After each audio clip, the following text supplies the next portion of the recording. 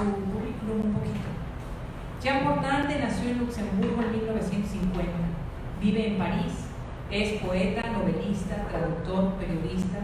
Su obra escrita en francés y traducida a numerosos idiomas incluye unos 40 libros, poemas, relatos, obra teatral, ensayo y novela.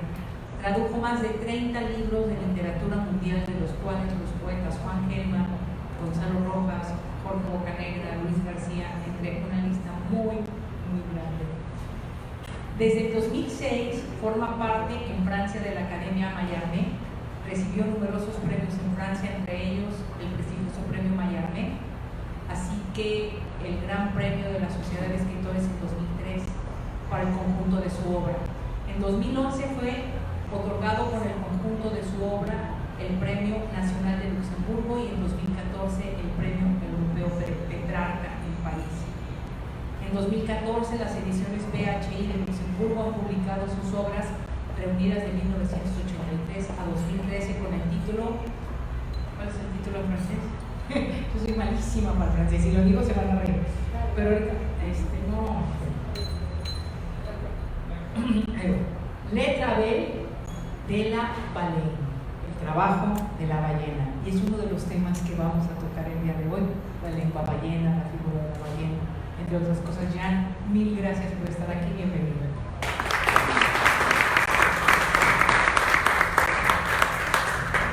Bueno, yo voy a empezar con la primera pregunta a Jean.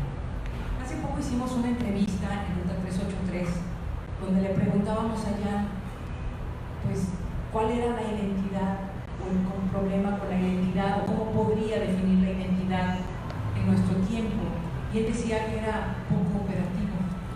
Entonces yo quisiera que nos explicaras por qué poco operativo. Se me hizo muy ingeniosa la respuesta.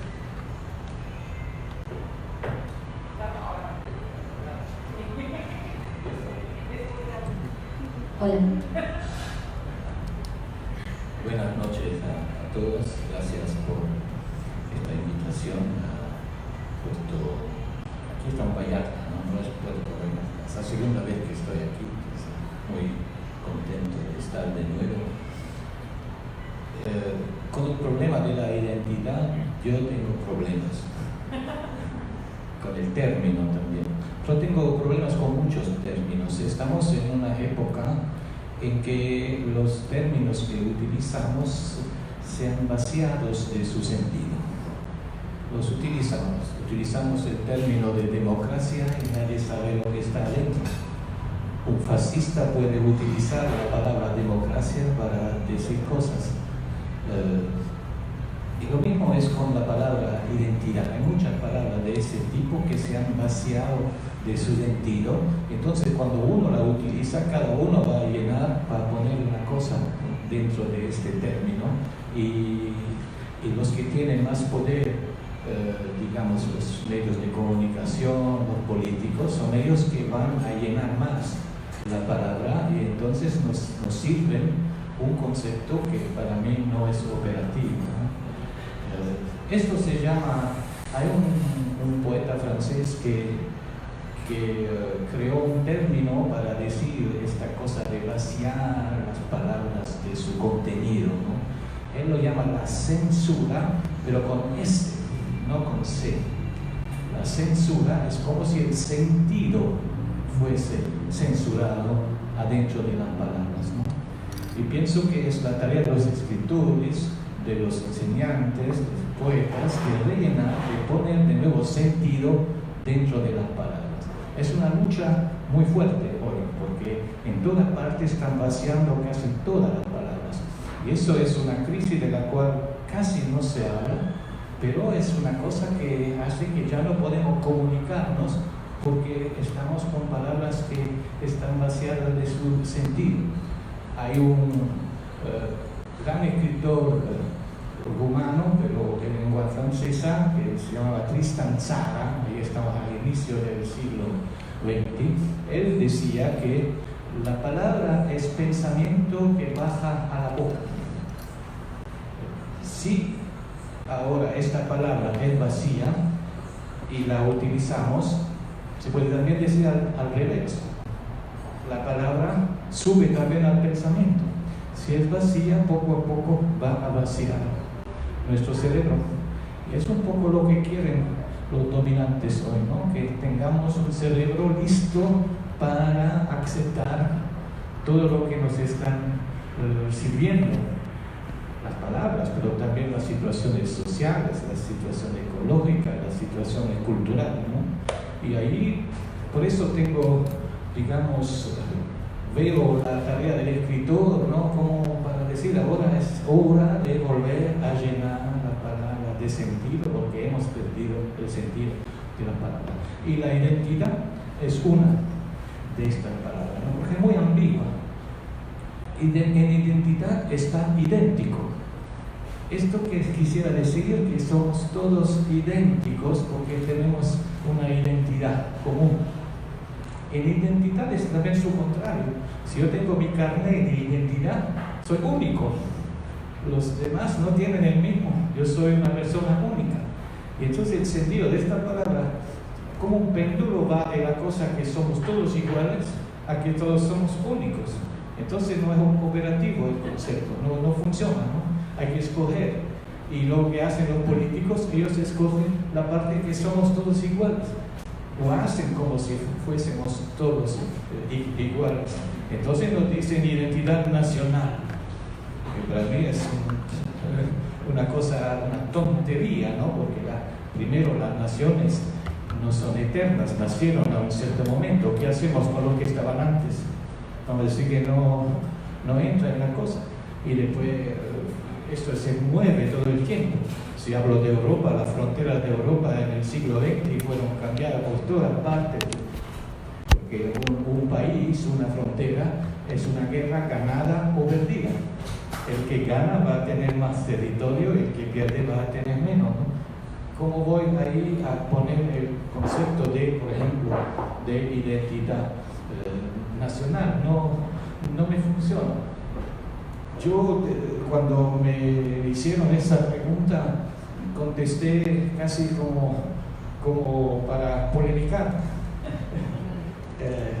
Yo dije, por ejemplo, si yo escribo, esto es mi identidad, o cualquier persona que escribe, es su identidad. ¿De dónde viene la escritura? La primera escritura viene de Mesopotamia. Entonces yo soy de Mesopotamia. Mi identidad está allí, estoy en Medio Oriente. Si me empiezo a contar de 0 hasta 10, soy árabe. Los números que utilizamos son ellos, no tenemos los números romanos, tenemos los números romanos. Si utilizamos eso, vamos a ser romanos, que es más amplio y más antiguo aún, ¿no? Si voy a comer papa frita, soy peruano, porque la papa viene del Perú y fue regada por todas partes. Si me pongo a fumar un tabaco o un cigarro, soy mexicano, porque es aquí por primera vez, cuando vinieron los europeos, vieron los indios fumando tabaco, pero por la nariz, ¿no? No fumaban. Y etcétera, etcétera. Yo puedo enumerar. Si tomo café, el café viene de Etiopía, el primer café. Hizo un largo viaje, un largo recorrido y llegó hasta nosotros. Entonces soy africano. Y entonces, ¿cómo hacer ahí, cómo reducir, digamos, mi identidad a algo pequeño, que sería el pequeño territorio que está alrededor de mí, donde plantaron una bandera y me dicen, esta es tu identidad? Para mí es imposible. En la literatura, yo leo Tolstoy, es mi identidad, leo Octavio Paz, es mi identidad, es parte de mí, entra en mi escritura, pero puedo leer también africanos, australianos. ¿Por qué reducir, digamos, una cosa que es muy grande y hacerla muy chiquita?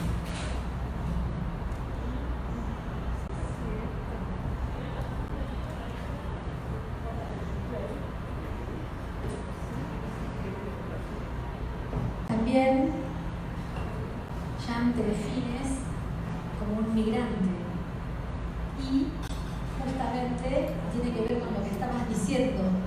Hay palabras que se vacían de significado y también por otro lado hay palabras que se resignifican. Entonces, de acuerdo con la problemática que estamos viviendo actualmente con los migrantes, ¿qué respuesta crees que se puede dar desde, o que se está dando desde la escritura? y también desde tu escritura.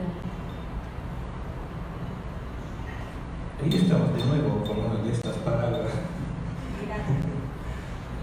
No, nosotros pensamos siempre que la época que nos da para vivir es la más importante. Entonces hablamos de migrantes ahora y vemos los de Centroamérica que cruzan México para ir a Estados Unidos, o vemos los de Siria que cruzan el Mediterráneo y quieren venir a Europa y mueren. Ya hay como 15.000 muertos en el mar Mediterráneo, es un cementerio marino, ¿no? Porque ahí vienen barcos que son nadie los ayuda y cosas de esas. Eso lo vemos y es una cosa horrible, ¿no? De ver cómo se trata al migrante, ¿no? Pero la migración es una cosa fundamentalmente humana. No estuviéramos sentados aquí sin la migración. Todos somos parte de la migración. Históricamente, el primer hombre que fue, dicen, una mujer, nació en África y de ahí se regó por todas partes y se hizo mundial el ser humano, ¿no? Entonces la primera migración sería esa, ¿no? Después, de todos los tiempos, de todas las historias y de todos los países, siempre hubo migraciones y siempre hubo conflictos. A veces la migración es violenta porque tiene la forma de la conquista. Usted lo conoce muy bien, cuando vienen los españoles en el siglo XV, es también migración, pero vienen con las armas y vienen a un lugar donde hay otra gente. ¿Y qué hacen con esa gente? Sabemos el resultado, ¿no? de la conquista. Es un tipo de migración. Y ahora cuando el mismo lugar, tomemos África, Europa colonizó a África durante siglos y siglos, robó todo lo que se puede robar del territorio africano, sigue haciéndolo, y cuando vienen los africanos a Europa se les dice que no tiene sentido. El ejemplo de Francia, que es más cercano, lo que vivo en París, Francia colonizó al Magreb, es decir, al África del Norte, a Argelia. Argelia era parte de Francia hasta 1962, es muy reciente, ¿no? Es muy reciente. Y ahora estos argelinos dicen somos franceses y los franceses dicen que no. Y dicen ustedes son árabes y peor, son musulmanes, entonces islámicos y entonces islamistas. Y hacen toda una cadena de nuevo de palabras que no tienen de nuevo su sentido, ¿no? Porque están vacías. Por eso yo pienso en general que el hombre está hecho para migrar, no es sedentario. La sedentariedad de la humanidad tiene 8.000 años. Antes, toda la humanidad era nómada, económicamente nómada, porque seguían los animales que se desplazaban y para comer iban detrás de ellos, o las estaciones para comer los frutos de los árboles se iban para poder comer. Entonces la humanidad empezó a ser sedentaria hace muy poco, porque la historia es larga. ¿Y qué son 6.000 años en el tiempo largo de la humanidad? Es casi como un momentico, ¿no? Eso es la sedentariedad. Pero incluso en esa sedentariedad siempre hubo va y ven de las cosas, ¿no? Y entonces, para mí, parar eso, decir hoy basta, no tenemos que acoger migrantes, no tiene sentido. No tiene sentido porque el ser humano va donde puede vivir mejor. Es su derecho. ¿Por qué alguien le va a decir que no es su derecho de vivir mejor? No entiendo. Mis padres se fueron de Italia, mis abuelos ya se fueron de Italia al inicio del siglo XX. ¿Por qué? Porque las familias tenían 10 hijos y la tierra no daba para todo el mundo, eran campesinos. Entonces la única manera de sobrevivir era de irse, de viajar. Algunos fueron a América, otros al norte, y yo nací en Luxemburgo, soy resultado de eso. Si alguien me hubiera dicho a mi abuelo, tú no puedes viajar, no puedes ir a vivir mejor, yo no sé, estaría aquí sentado porque se hubiera muerto de hambre. Y eso hacen muchas personas, los africanos que vienen a Europa, los centroamericanos que van a Estados Unidos, no van para ir a robar algo, van para ir a ofrecer su trabajo y para poder vivir. Tienen familia, tienen hijos, y cada uno tiene derecho de vivir. Y ahí estamos de nuevo en la cosa de las fronteras y de los países. ¿A quién pertenece la tierra? Si nosotros tenemos un país, vamos a decir, es nuestra tierra. No tiene sentido, porque, por ejemplo, aquí, decir es nuestra tierra, sí, pero en el siglo XII, ¿de quién era la tierra aquí en México? ¿Qué significa decir eso, no? Si hacemos porque la historia es muy importante, como siempre hay que poner toda una perspectiva de largo plazo. Los que vinieron antes van a decir es nuestra tierra porque se la robaron los que estaban ahí. Y los que vienen después le dicen no es tu tierra. No lo entiendo. No tiene sentido humanamente hablando. Tiene sentido económicamente hablando. Y ahí pienso que estamos en el núcleo de las cosas. Nuestras sociedades se han vueltas dictaduras económicas. Quieren que seamos homo económicos y no homo cultural, homo social, no homo económicos. Esto significa hombre y mujer desechado, porque los que no entran en este sistema, porque no tienen los requisitos, no tienen la educación, los desechan. Estamos llegando a una cosa que es azúcar. Cuando Jan nos mandó su último libro, que por cierto aquí está, porque hay varios libros de Jan, se los recomiendo muchísimo, porque cuando nos mandó su último libro, en el prólogo él habla de la lengua ballena. Y entonces me metí a investigar qué era eso de la lengua ballena, porque Jan habla esa lengua ballena y hay un verbo ahí que se llama pulmonear, ¿no? Y yo quisiera pedirle a Jan que nos explique todo esto de la metáfora de la ballena, qué es la lengua ballena, qué es pulmonear, y después si nos puede leer algo. Ahí estamos en plena migración. Yo pienso que el prototipo de la migrante es la ballena. Si ustedes van a mirar en internet o en los libros, que es mejor, verán que la ballena no ha siempre vivido en el agua. Ha tenido una vida muy larga en tierra firme, bajo la forma de un enorme perro. En la época de los grandes animales, dinosaurios y todo esto, estaba también un enorme perro que a un cierto momento de su desarrollo decide de irse y se va al agua. Entonces, para mí es la primera migrante. Hizo bien, porque todos los demás grandes animales se extinguieron, no están. Entonces fue muy lista, no sé lo que pensó, pero a un cierto momento ella dice, yo me voy, y se va al agua, y sobrevivió. Y esto me dice también, para volver a la cosa de la migración, migrar es sobrevivir. Si no migro, no puedo sobrevivir. Esto me dice, me cuenta la ballena, ¿no? Pero ¿qué hace ella? Se va al agua. Ve que ahí no puede vivir bien porque está acostumbrada como nosotros a la tierra firme. Imagínense que nosotros mañana decidimos de ir a vivir en el agua. Tenemos que hacer unos cambios en nuestra estructura, en nuestra morfología. Y entonces la ballena vio cómo eran los demás, los peces, ¿no? Y se adaptó y tomó una forma dinámica, tenía patas. Se quitó sus patas poco a poco y la reemplazó por aletas. Veo cómo eran los demás, se adaptó, como hacen todos los migrantes cuando van a un lugar, se adaptan porque quieren vivir en ese lugar, no pueden, si no se adaptan, no pueden vivir, ¿no? Y ahí viene la cosa para mí, que es una paradoja y un enigma, es que ella cambió todo de sí menos una cosa. Se quedó con su pulmón. Y yo me pregunto por qué la ballena se quedó con su pulmón. Porque eso es el órgano que no le permite de vivir en el agua. El pulmón es el órgano que tiene adentro de la tierra firme, como nosotros. Pero ella se quedó con su pulmón, no lo cambió.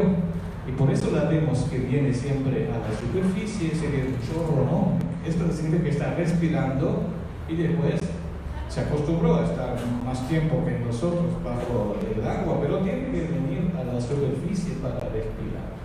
Y la pregunta es ¿por qué? Y tengo solo una respuesta. Ella quiso quedarse con un pedazo de memoria de su tierra de antes. No quiso sacrificar todo.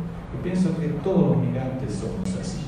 No queremos, nos vamos a adaptar, vamos a hablar la lengua del otro, vamos a hacer un montón de cosas, nos quedamos con una cosa que no vamos a sacrificar y que es la cosa central dentro de nosotros.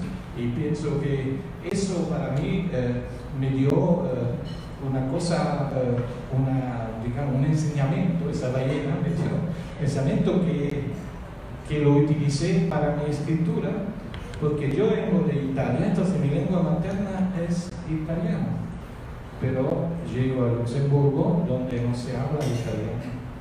Entonces ahí está el luxemburgués, el alemán, el francés, hay mucha lengua, pero no el italiano. Y cuando empiezo a escribir en francés y me doy cuenta que no puedo escribir en francés porque mi lengua materna es italiana. Entonces, ¿qué hago?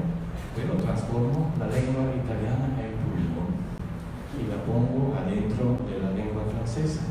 Entonces todo el mundo me dice, ay, qué lindo francés escribes. Bueno, que lo digan, yo sé que no es eso. Yo sé que adentro de esa lengua está pulmoneando para volver la lengua italiana, que para mí es la más importante.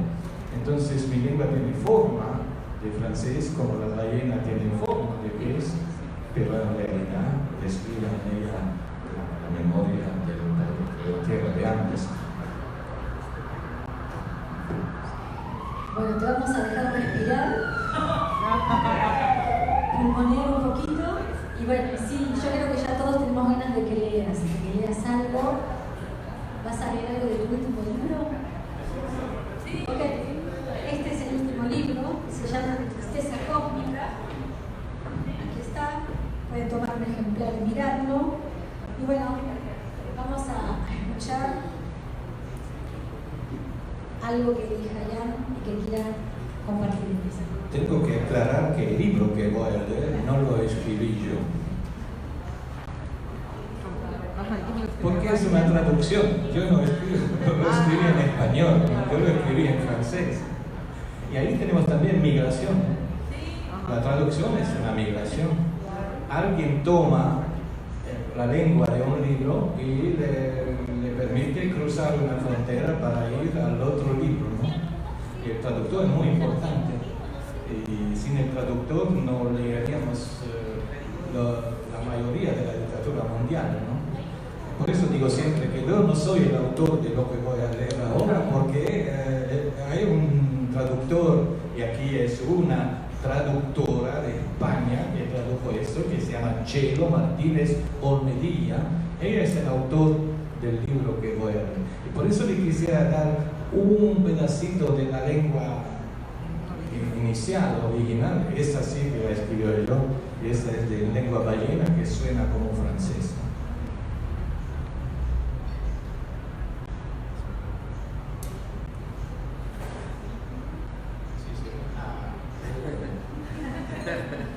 Así nació el mundo, ¿no?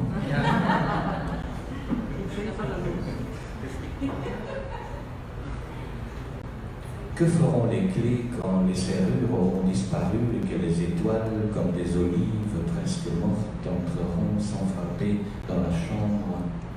Et la chambre, que fera-t-elle au moment de la récolte?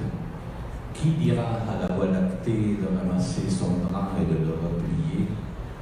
Toi, quand le poseur de questions s'en ira, tu seras capable de dompter les étincelles filantes dans la cheminée et du lait renversé. Tu ne lui seras que la peau.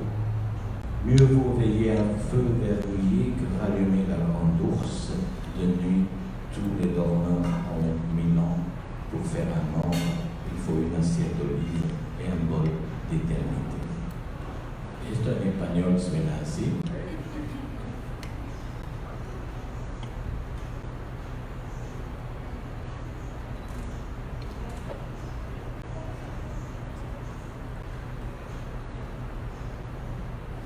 ¿Qué harán las llaves cuando las cerraduras hayan desaparecido y las estrellas, como aceitunas casi muertas, entren sin llamar en la habitación?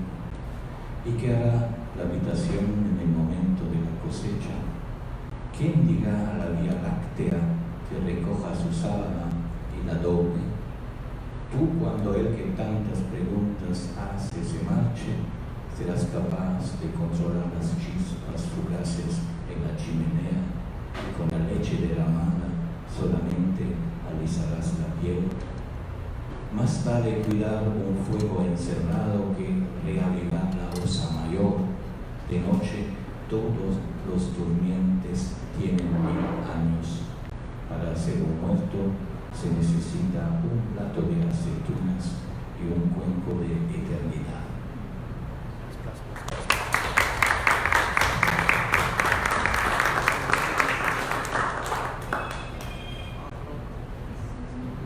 En el prólogo de este libro, que le vamos a pedir que siga leyendo, habla de, después de la lengua ballena, volver al origen, del origen. Habla de un sismo, habla de un temblor. De hecho, dices que es la literatura post-temblor.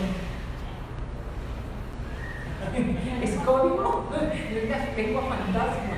No, está lleno de misterios este hombre. En 2009, el 6 de abril, hubo un gran terremoto en la ciudad de donde vengo, de donde viene mi padre, en Italia.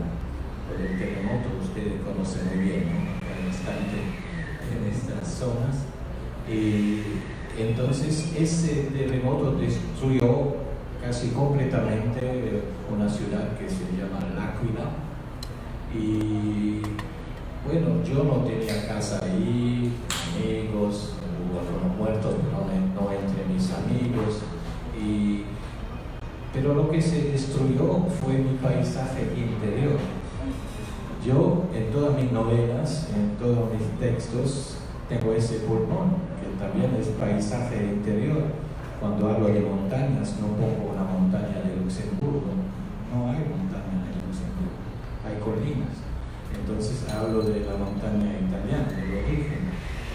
Y todo esto con el terremoto tembló y se destruyó. Y entonces tembló también el pulmón del que estaba hablando y que está dentro de mi lengua, ¿no? Y a partir de este pulmón que se rompió, no sabía qué hacer yo con mi escritura, porque ya no funcionaba lo que yo había construido durante 30 años. Yo esta lengua ballena la construí es una lengua nueva que inventé, que es francés, pero no es francés,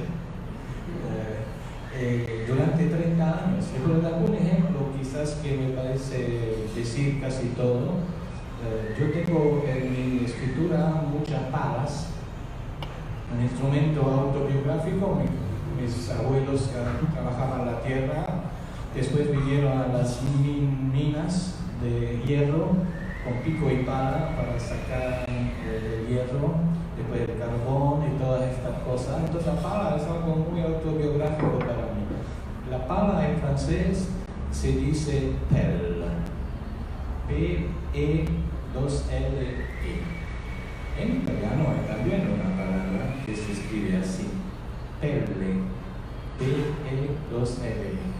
Y no es la pala, es la piel. Cuando yo escribo pala, pienso en la piel. Así funciona mi lengua ballena. Entonces, el que lee francés, que lee la cosa, dice, ay, mira, están las palas. Sí, está la pala, pero está otra cosa adentro que está pulmoneando y es la piel. Y entonces yo puedo decir en una sola palabra un hecho autobiográfico, que es la muerte de mi abuelo en las galerías el 8 de mayo de 1932.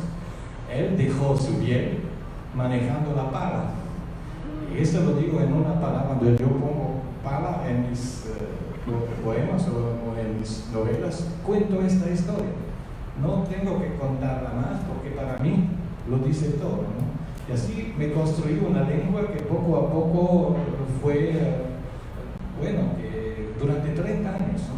Son más de 40 libros de construir una lengua. Pero eso no es nada inusual. Pienso que cada escritor tiene que construir lengua. Es su oficio de construir. No tiene otro oficio. Sí, contar historias, lindo, ¿no? Pero también construir lengua. Ustedes saben dónde viene la palabra poesía. Es una palabra griega que viene del verbo poein, que significa fabricar. Entonces el poeta es un fabricante. ¿Fabricante de qué? De lengua. Y eso es muy importante. Cada escritor tiene que fabricar su lengua. Octavio Paz no escribe en español. Octavio Paz escribe en Octavio Paz. No hay otro que escribe como él. Si hubiera otro, significaría que era un plagio. Entonces Neruda escribe en Neruda. Tolstoy escribe en Tolstoy. Es importante escribe importante, que es la lengua española. ¿Sí? No sé por qué ahora dije todo esto. ¿Cuál era la pregunta?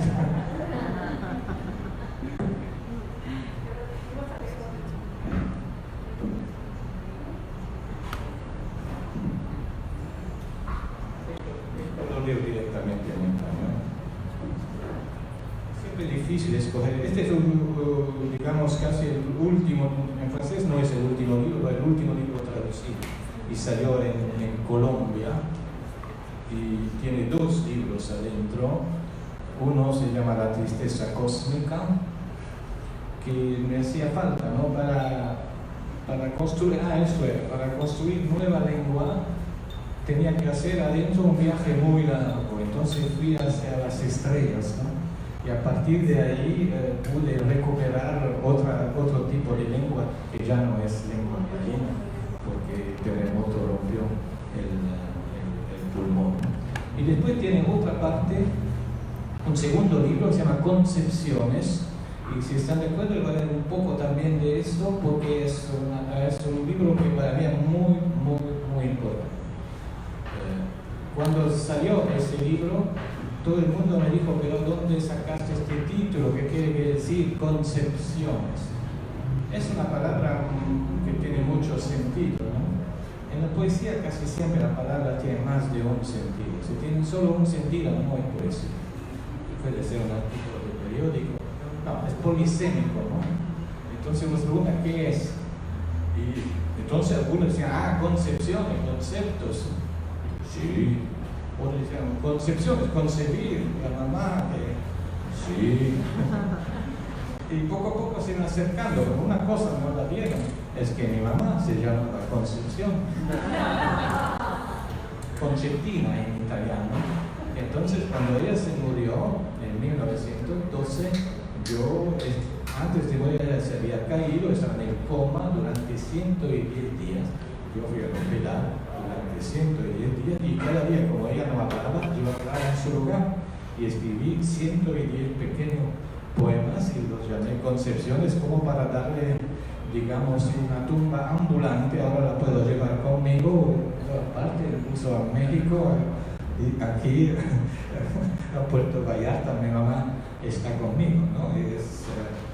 Bueno, pero tiene también que ver con los otros sentidos de concepciones, ¿no? Entonces, ¿querías que leyera algo?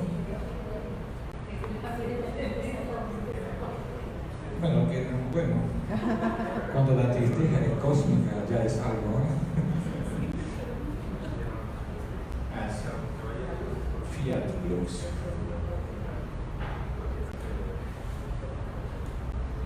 Las bayonetas del sol, cuando mi dedo las toca, se retractan. Se diría un erizo hinchando el pecho antes de cruzar. ¿De qué guerra es el infante? ¿De qué fosa común el signo precursor? Por la mañana, cuando sangra el cielo. Mañana de salientes más líquidos que los dientes del peine, que cuando rastrilla la cabellera excava surcos en el horizonte. Se diría que el arado cósmico graba sus tristezas en la palma de mi mano. País en duelo tras tanta partida, madres a media asta cuando desfila cabizbaja la procesión, gallo que 3 veces se lamenta, se lamenta, se lamenta.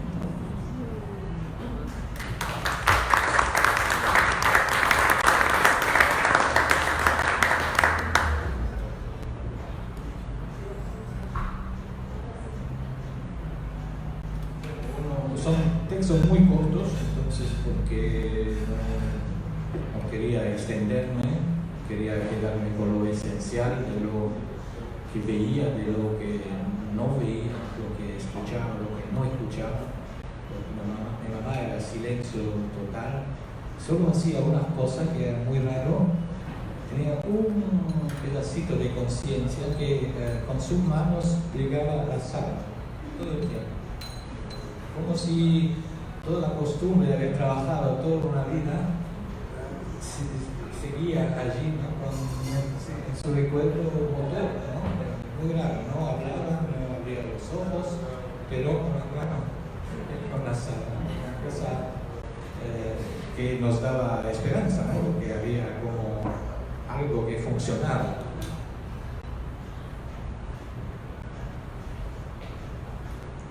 Por la ventana entra un rayo de duración. No es largo, no es corto, enrolla los huesos en un trozo de ave. ¿No es acaso lo que haces cuando viertes un trozo de ti en la taza del tiempo? Dicen que morir es una taza de oscuridad, y dicen que beber de esta taza no impide ver que los pájaros que pasan llevan un trozo de tiempo en el pico. Tal vez en lo poco que habla, el invierno es una mano, y si el invierno es una mano, el otoño es un ojo, que al cerrarse hace como que se abre. La mitad norte de la sombra es un sótano de noviembre. En él se lava la ropa y se cuelgan sus frutos de unas cuerdas temblorosas. Pero lo de que yo hablo es de un reino agrietado a las pestañas que lo sostienen, les duele la espalda y con voz inaudible hablan del peso de los párpados.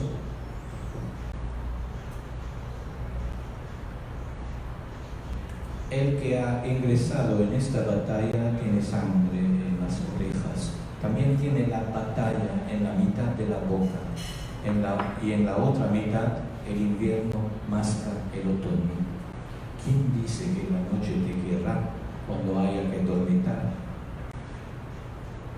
Sigue siendo la mitad iluminada la que domina, como si solo hubiera cerrado el norte de tus ojos. Quiero decir, la mitad de los ojos que solo ven el norte porque el sur tiene la batalla en la mitad de la boca.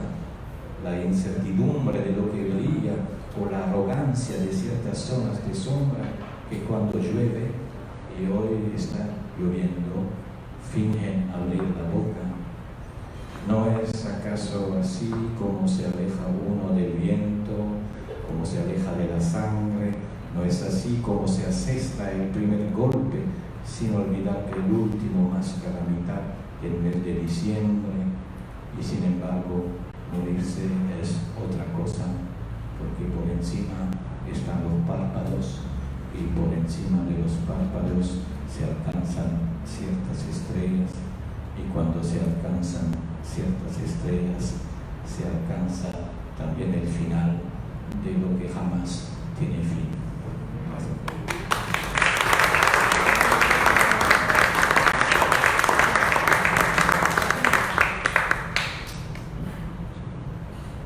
Otro concepto que anda dando vueltas por ahí, creo que es muy interesante, y es el que tiene que ver con el planteo de la verticalidad y de la horizontalidad. Bueno, no lo voy a explicar yo, más bien quisiera que nos cuentes de qué se trata y cómo lo manejas en tu obra. Cuando antes hablé de la tradición trayectoria migratoria de la ballena, esto sería algo, digamos, desplazamiento que es horizontal. La ballena, con ese desplazamiento horizontal, ya no es un animal de tierra firme, pero todavía no es un animal del agua. Un migrante, cuando se va de un lugar a otro, ya no es de aquel lugar donde se fue, pero todavía no es del lugar donde va a ir. Y eso para mí es la horizontalidad importante, ¿no? Que es un espacio, una tierra casi de nadie, que va del ya no al no aún, al no todavía. Y en ese espacio, que es enorme, ahí está toda mi literatura, ahí está todo lo que pienso, todo lo que hago. Es un territorio de ya no y no aún. Pienso que eso somos nosotros, la humanidad somos eso. Ya no somos lo que éramos, pero todavía no somos lo. Estamos siempre en camino hacia algo, y si llegamos, se acabó la cosa. Tenemos que quedar en camino, porque eso es, digamos, la definición, la esencia de lo humano, el estar en camino. Pero eso transforma siempre una cosa en ya no y la otra en no todavía. Y eso es el motor de la humanidad, es el motor de la vida, es el motor de todas las cosas.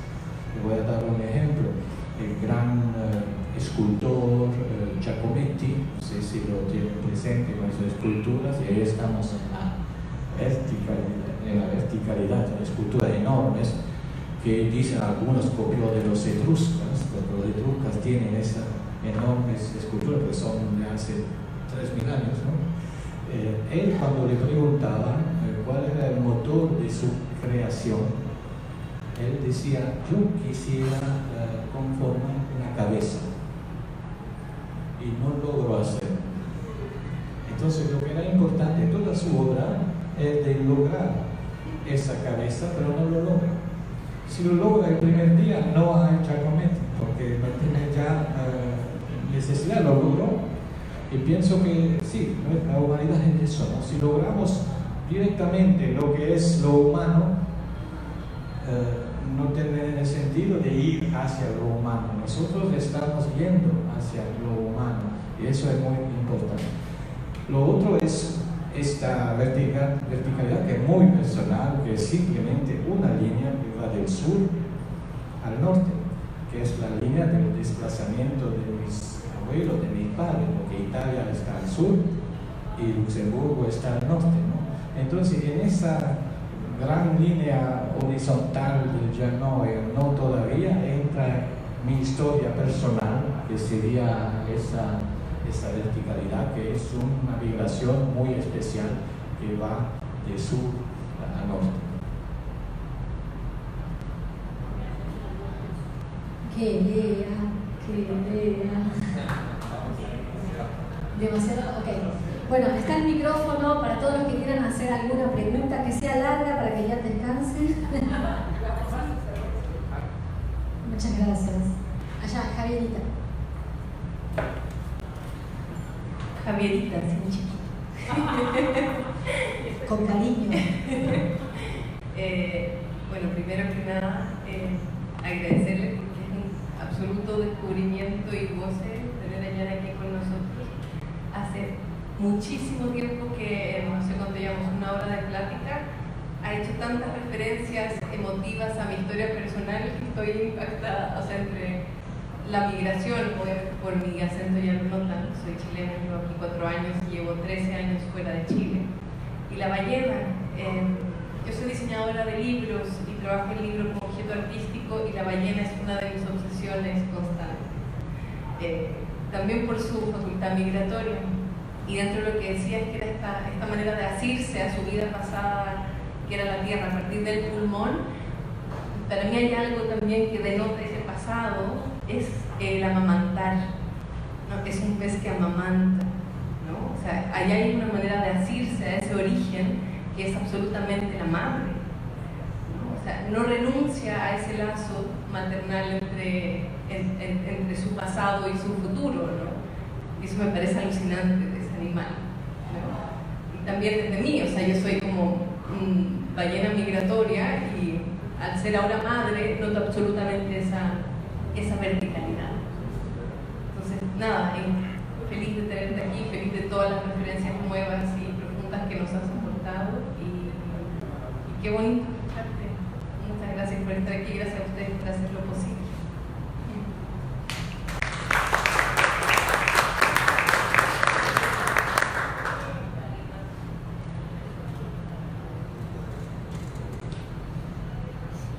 Hola, tengo la cabeza con muchas cosas, pero quisiera tratar de traducir algo que dijiste. La identidad es lo que uno es y ya. Es lo que sientes, ¿entiendes? Y ha sido muy hermoso como lo has compartido. Pero finalmente eso es lo que somos, lo que somos. En una frase, en una oración, la identidad es el viaje entre lo personal hacia lo universal. Eso es la identidad, ese viaje. Si no cortamos el hilo entre nosotros y lo universal, no tiene sentido estar en el mundo, ¿no? Y por eso es muy simple, ¿no? No es una cosa muy compleja, ¿no? Es solo no cortar el hilo que va de nuestra persona hacia lo universal y hacia el universo. Por eso en ese último, uno del poema que tú dijiste de leer, bueno, yo pongo estrellas en la mano. Si pongo una estrella en la mano, bueno, hago el lazo directo entre el universo y mi cuerpo. Y pienso que hemos perdido un poco esta cosa, ¿no? De sentirnos, antes también se dijo, ¿no? En la primera intervención, hemos perdido esta cosa de estar en algo grande. Nosotros, el ser humano, está en algo grande, que es el universo. Porque cuando la vida nació en la Tierra, no nació en forma humana. Nació primero unas células monocelulares, después se parten en dos y después poco a poco se va regando y poco a poco se pone más complejo y ya está la primera planta, el primer animal y poco a poco de ahí vamos a salir nosotros y pensamos que somos la corona de todo, mientras que no, somos parte de todo esto, ¿no? Y tenemos adentro todo esto.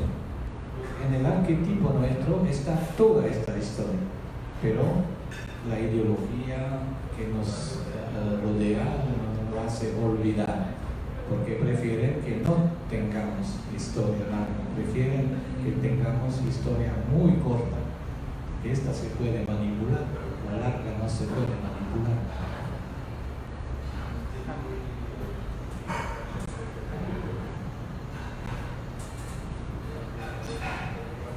Yo también me sumo a la gratitud, a la admiración, al encanto, a la fascinación, que es escucharlo, que es sentir que, bueno, es parte del ser, poder perderse en esa inmensidad, poder transitar con libertad y no estar fijando límites demasiado rígidos, porque esos son los que nos han enseñado otros y no los que nosotros hemos concebido o puesto para nosotros mismos. Me gustó mucho que le ponga sentido a las palabras y los sentidos, sensualidad vivida, asumida, traducida. Me gustó mucho esa parte, que le ponga los como capas y niveles a las palabras. Eso es que bonito. Me sentí muy identificada con que hable de la memoria y del sentido. Pero hay alguna cosa que me causa muchísimo. Estas cosas a su mamá cuando estaba ella en esa, en otro nivel de conciencia. No era inconsciente, sino que estaba en otra cosa que a veces uno no alcanza a ver, que usted le pusiera hablara por ella o pusiera los nuevos libros, cómo los teje, cómo los hace, cómo los cocina. Eso supongo que ahora que le han dicho que hizo una tumba ambulante y que la trae con una cosa de lo más hermoso que he podido escuchar en ella. Y ahora, como de qué nacen sus palabras, o en dónde las busca, o en dónde se pierde para encontrarlas. Es una conferencia de 3 días. No, para decir la verdad, estoy buscando porque la lengua ballena llegó a su final, ya no da más, se rompió el paisaje, se rompió todo, no da más. Pero cuando yo fui 2 días después del terremoto, fui a esa ciudad que fue destruida, y poco a poco no reconstruyeron la ciudad y los pueblos, pero alrededor pusieron casas provisorias. Provisorias se dicen, provisionales.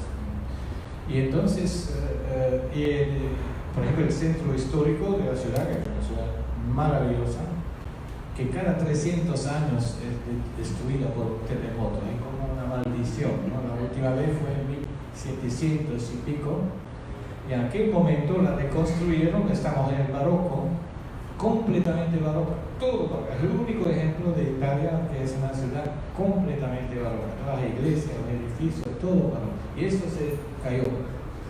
Y entonces, lo que digo yo, esto ya no es ni la sombra de sí mismo. Esta ciudad, ellos están afuera y miran a una cosa que ya no es la sombra de sí mismo, y que al mismo tiempo es una especie de fantasma, una ciudad fantasma, porque la ciudad está vacía, no hay, cuando uno cruza calles, las callejuelas de ese centro, no hay ningún ruido, porque no hay tiendas, no hay gente que vive allí, no hay hoteles, no hay coches, no hay nada. Es una cosa muy rara de entrar en el centro histórico de la ciudad y no haber ningún ruido. Es espantoso, casi uno tiene miedo cuando entra. Entonces, lo que quisiera hacer yo es encontrar una forma de escritura que diga eso. Una escritura sombra o una escritura fantasma. Estas son las cosas que estoy buscando, ¿no? Pero porque pienso, por ejemplo, que la sombra de las palabras habla otra lengua.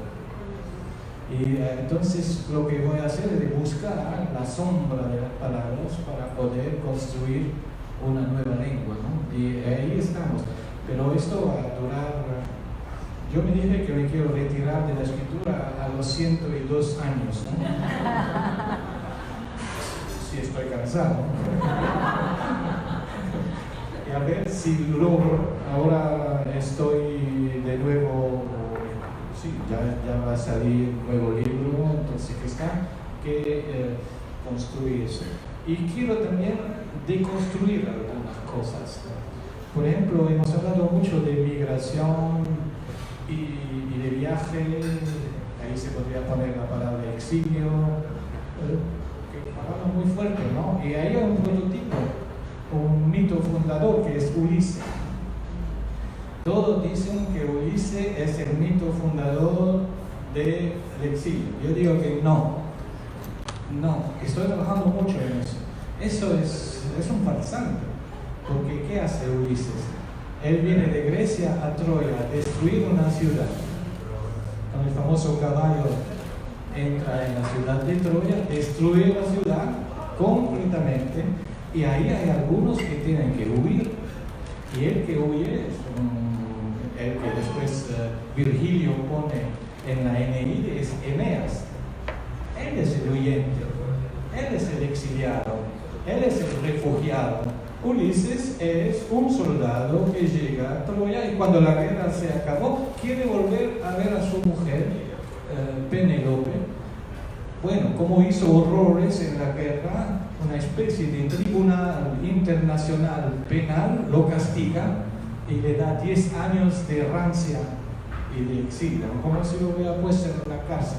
Pero para mí, yo quiero demistificar, quiero deconstruir también esa historia, porque Eneas desapareció de la literatura y del arte en el siglo XV. Dante todavía no tiene lo que es Virgilio, que va con él al infierno. Entonces, y Dante ya ve esa cosa porque él hace morir Ulises. Él encuentra a Ulises en el infierno y Ulises cuenta a Dante que no se quería quedar en Ítaca aburrido con su mujer y entonces quiso viajar de nuevo y viajó hacia un punto donde pensaban que se acababa el mundo, que son las columnas de Hércules, que es Gibraltar hoy, ¿no? Y si se iba del otro lugar, ahí no había, y él, como macho, ¿no? Él se fue por otro lado y ahí murió, según Dante. Por eso, entonces hay estas dos cosas que se van cruzando. Ahora construir una lengua sombra, una lengua fantasma, y al mismo tiempo de construir ese mito, porque cuando yo veo la gente de Siria que llega a Europa, es Eneas. Si usted ve los cuadros del Renacimiento, donde está Eneas, tiene su papá en su espalda. El hijo corre detrás, casi no le puede dar la mano. La mujer va a morir en el camino. Estos son los migrantes, los refugiados de hoy, mucho más actual que un Ulises que no sé qué, ¿no?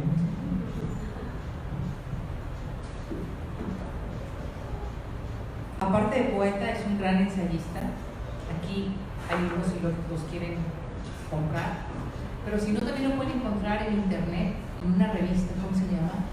El Otro Tiempo, El Tiempo. Pero es un canján importante. Hay muchos ensayos de él.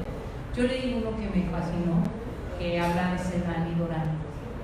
Sobre todo en esa creación de la palabra, ¿no? En esa búsqueda que está Jan.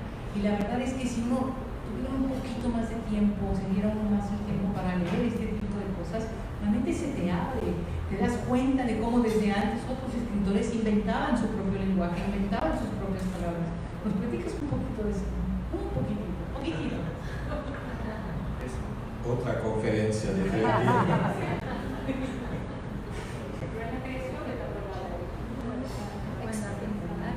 No, hay un poeta de lengua alemana, pero que no es alemán, que se llama Paul Celan. Si no lo conocen, tienen que leerlo. Él murió en 71. Celan se escribe C-E-L-A-N. Él no se llamaba Celan, se llamaba Anchel, y es un nombre rumano. Él viene de la Bucovina, que es una parte de Europa muy conflictiva en el inicio del siglo XX, que fue rumana, fue rusa, después fue ocupada por los alemanes. Bueno, no le voy a contar esa historia. Anchel, él lo pone en el espejo y se vuelve Celan. Anchel Celan. Él es rumano, judío, y la guerra les roba sus padres. Los matan en los campos de concentración, los alemanes. Cuando él empieza a escribir, hace una cosa que nadie comprendía. Él, el rumano, de lengua rumana, se pone a escribir en alemán. La lengua del verdugo, el que mató a su papá y a su mamá. Toma esa lengua. Entonces, ¿para hacer qué? Para romperla desde adentro. Entonces, para crear adentro de esa lengua una nueva lengua que es como una máquina, digamos, una bomba que tira dentro de la lengua y la lengua estalla. Porque con la lengua alemana se puede hacer eso. Con la lengua latina no se puede. No sé si hay personas que conocen aquí la lengua alemana. En la lengua alemana uno puede añadir, las palabras pueden ser muy largas, ¿no? Y no sé, para decir tierra de nadie, que son 3 palabras, ellos dicen Niemandsland, es una sola. Pero ¿qué hace Celan? corta la palabra, se queda con ni más, es nadie, y pone rosa. Entonces tenemos rosa de nadie. Es el título de uno de sus libros, ¿no? Otro título de su libro es Reja de lenguaje, Sprachgitter. Entonces, poco a poco va rompiendo, porque esas palabras largas las hace estallar, y cuando los pedazos caen de nuevo, se juntan de otro modo, y va a formar una lengua completamente nueva, que es alemana, porque todo el mundo la puede entender, pero que desde adentro le rompe al verdugo su lengua, porque él lo que quiere crear, él lo dice él mismo cuando le lleva el gran premio en Alemania, el premio mayor del Büchnerpreis, él lo dijo, él quiere crear una contralengua. Y ahí estamos, ¿no? Pienso que cada escritor tiene que inventar una contralengua, porque las que nos están imponiendo no la queremos, es vacía, es débil, es pobre. Porque nos quieren dar lengua pobre, incluso en la enseñanza hoy nos quieren dar lengua pobre. Cuando yo estaba en la escuela, y que incluso en la gramática nos daban oraciones que venían de la literatura para analizar, no sé, el participio relativo, ¿no? Hoy las toman de los periódicos, y entonces es lengua muy pobre, ¿no? Y lo que falta es la raíz cultural. Entonces, lengua superficial, no está la lengua de abajo, la que nos nutre a todos. Y a mí me pone muy triste. La humanidad, ¿cuánto tiempo tuvo que trabajar la humanidad para adquirir, para tener lengua, para aprender a hablar? Estos son miles de años para aprender a hablar. Y ahora vienen ahí y nos empobrecen todo eso. Es una locura, es primera vez. Esto es algo nuevo, una crisis nueva, que es la crisis del sentido de la palabra. La humanidad empezó a hablar hace no sé cuánto tiempo, pero para llegar a lo que hablábamos nosotros le costó un trabajo enorme. El primer hombre, cuando se puso de pie y vio un árbol, le quise dar nombre. Entonces tal vez dijo y cuando vio el río no podía decir entonces dijo y cuando ya todas las posibilidades de sus cuerdas vocales la había utilizado, pone dos elementos y ve, no sé, un puma y dice ya tiene dos sílabas, ¿no? Y ahí va a construir mucho tiempo nombrar las cosas, y ahora nosotros estamos vaciando eso, ¿no? Eso es algo terrible, y se la han construyendo esa lengua, ¿no? Que es una contralengua. No solo dice eso, pero también dice al verdugo: tú me rompiste mi vida, yo te rompo tu lengua. Y eso no lo vieron en alemán, lo vieron después, cuando empezó a hablar, ¿no? Y es muy fuerte esa cosa, ¿no? Y cuando él logró hacer todo, en el 71 se tira en el Sena y se suicida, porque yo lo había hecho, había roto todo, no quedaba nada que hacer. Es un poco como todos los sobrevivientes de los campos de concentración, como Levi, ¿no? Que en cierto momento se suicidan porque ya han hecho lo que tenían que hacer, y él hace eso. Hay un caso en América Latina que es parecido, que es el poeta Juan Gelman, el poeta argentino, que tiene una historia similar, porque a él la dictadura le mató el hijo, le mató la mujer del hijo, que estaba embarazada, y no la mataron de repente, así directamente, esperaron a que salga a la luz el niño, y robaron al niño, y se lo dieron a la policía. Y este niño, que ahora se sabe que es una niña, porque él la encontró, Macarena Gelman, entonces vivía con sus padres que habían sido sus verdugos, los verdugos de su madre.